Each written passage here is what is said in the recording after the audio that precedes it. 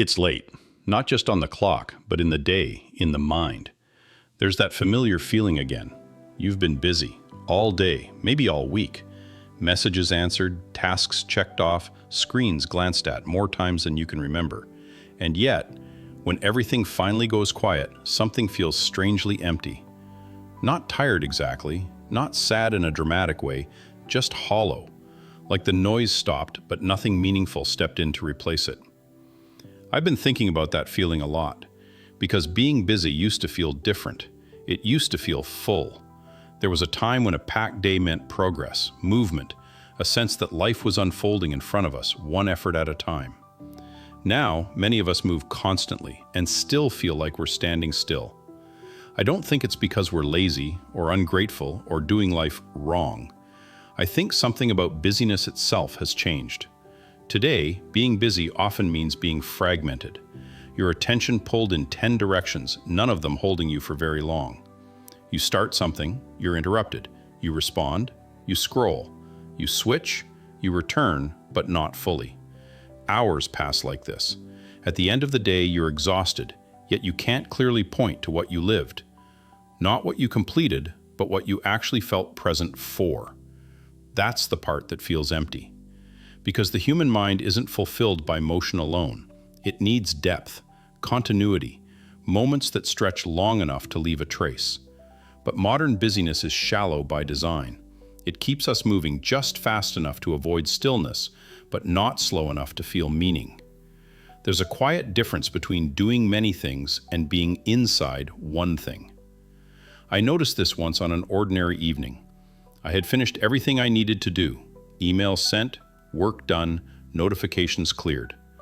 I sat on the edge of the bed, phone in my hand, and felt that familiar restlessness. So I opened an app, then another, then another. Nothing was wrong. Nothing was interesting either. After a while, I put the phone down and just sat there. No music, no plan, just the room. At first, it felt uncomfortable, almost itchy, like my mind was looking for something to grab onto. But then, slowly, something settled. I noticed the sound of traffic far away, the weight of the day leaving my shoulders. A thought I'd been avoiding quietly surfaced. It wasn't profound, just honest. I've been busy all day, I realized, but I haven't really been with myself at all. That moment stayed with me, because the emptiness didn't come from doing too little. It came from never fully arriving anywhere. We move from task to task without letting any moment land. We fill every pause before it has a chance to speak. And then we wonder why, when the noise stops, we feel disconnected. Busyness used to be a path toward something. Now it often feels like a way of not feeling something.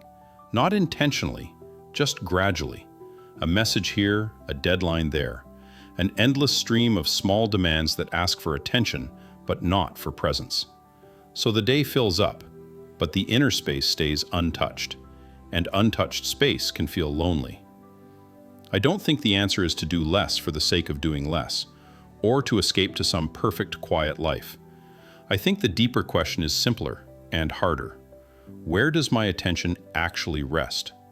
Not where it goes briefly, but where it stays. Because meaning doesn't come from being occupied. It comes from being inhabited. From moments you enter fully, even if they're small. A conversation where you don't rush the silence. A task you do without multitasking. A walk where you don't narrate every step in your head. These moments don't look productive from the outside, but they feel complete on the inside. And maybe that's what we're missing. Not achievement, not stimulation, but the feeling of being here, undivided. When busyness loses that quality, it starts to feel like noise instead of movement. So if you feel empty after a full day, it doesn't mean something is wrong with you. It might just mean you're craving depth in a world that offers speed. Tonight, you don't need to fix that. You don't need to optimize it. Just noticing it is already a form of presence.